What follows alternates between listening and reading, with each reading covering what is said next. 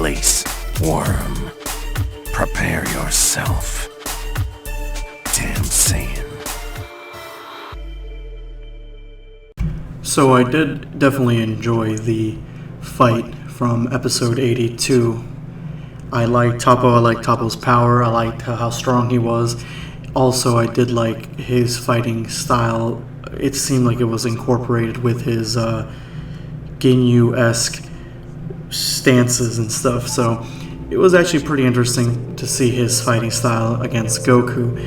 And it seemed like he was at about Super Saiyan Blue level, probably like below Super Saiyan Blue level, but he was way stronger than regular Goku at Super Saiyan. So with that said, the fight was good.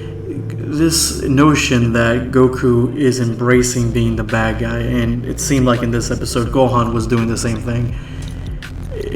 I mean, I want to see where it's going. I want to see exactly what's going to happen with it. Goku seems, even through the entire episode, not to really care about or have any real stress over the tournament itself.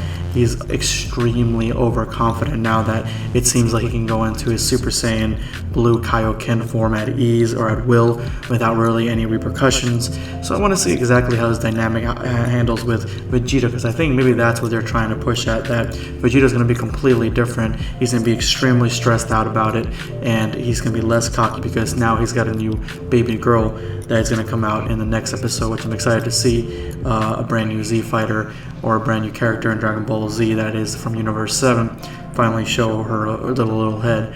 But yeah, it was good. The Toppo seemed like he had some similar, like not exactly like the red energy that Basil had, but it was sort of similar with the mixture of the same kind of ki type that we've seen so far for the regular Z fighters and stuff. And I definitely, there's a couple things to note here. One, Whis calls Margarita and mark her name. And I think she's like playing around, telling him that he should give up or whatever. And Whis says it's not funny, Margarita. And then we get a new name for Vermouth, the clown god of destruction. I think Toppo calls him Bermude. So this is another thing with these translations. We don't know exactly what their names are going to be, and with all the confusion and stuff like that. We do get some mention of Jiren the Grey, which is the fighter, and apparently he's stronger than Toppo. So that's the fighter that Goku is fighting in the beginning of the intro. So in the intro itself. So that is something that I'm extremely looking forward to with this episode that's coming out in the next couple episodes. The Grand Priest stops the fight, which I actually also did like, because he saw that it was essentially going to the point where they were going to one of them was going to kill each other. More likely, Goku was going to end up killing Toppo. They thought that Goku had killed Toppo with the I don't know if he had done a Kaioken. Don't remember right off the bat, but he did a Super Saiyan Blue Kamehameha right on Toppo, and even Beerus and Whis were like, "Oh, he killed him. He went too far." But Toppo survived. He ripped his shirt though, and he was pissed off about that. And then Toppo actually almost killed Goku. It seemed like he was crushing him. And you know what? This is where I praise the animation. The actual fight itself was all right. The when it comes to animation point, the style point was cool, was really good. But the animation was all right. It wasn't as good as say Gohan's fight, but when Toppo is squeezing the life out of Goku, and you see Goku's eyes like start fading out. That's something that we haven't really seen since Dragon Ball Z, where a character either passes out or dies, his eyes fade out, and it looks really, really, really cool, and really looks like there's some weight to it. So I thought he was going to crush Goku at some point, but I knew that from the previews that Goku would go into Super Saiyan Blue, and he did, and he was just bouncing around Toppo at that point. He was pushing him around like a pinball. So, it just shows how much more powerful, like the level of skill that Goku is at, where he got beat up. He's already used most of his ki. He already went into Super Saiyan Kaioken once, and now he's going to go into it again and have energy to spare for the fight. I mean, no wonder Goku is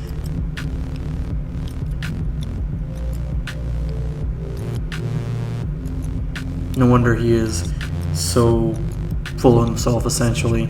Now, this is where we get to the title. Now, this episode wasn't as bad when it came to animation as some of the earlier episodes of Dragon Ball Super, but there was the ending of this episode where it seemed like somebody else completely took over the art style. Goku looked fine, but something was wrong with Beerus. They made Beerus look, I don't even know, he looked like Wile E. Coyote from Looney Tunes. He looked like a pit bull or something. He didn't even look like himself, and that's the thing they've been doing with Beerus. Like, I want Beerus, and Beerus essentially being Goku's final confrontation fight, and Beerus essentially was pushed to be really, really cool throughout the, even right now I'm watching the English version, he's like, seems pretty badass, but throughout this, ever since Xeno came, and throughout this arc especially, he's become even more whiny and has to yell at Goku and this and that, and honestly it's become harder and harder to fall back on Goku, to fall behind him, because of the fact that this tournament is really his fault essentially, for the most part, or at least the earliness of it is his fault, and it's hard to kind of follow him as like, yeah, Goku, you know, he's the hero, he's the guy that we're supposed to be following. So I'm thinking that the story at some point is doing this on purpose, maybe to shift the responsibility to Vegeta, maybe to shift the responsibility to a time skip where new Z fighters take place, who knows, and then try to take it off of Goku a little bit. So those are just my thoughts on this episode. Let me know in the comment section below what you guys thought of this episode, and drop me a like if you like my video, and as always, this is going to be Dragon Ball Black signing off.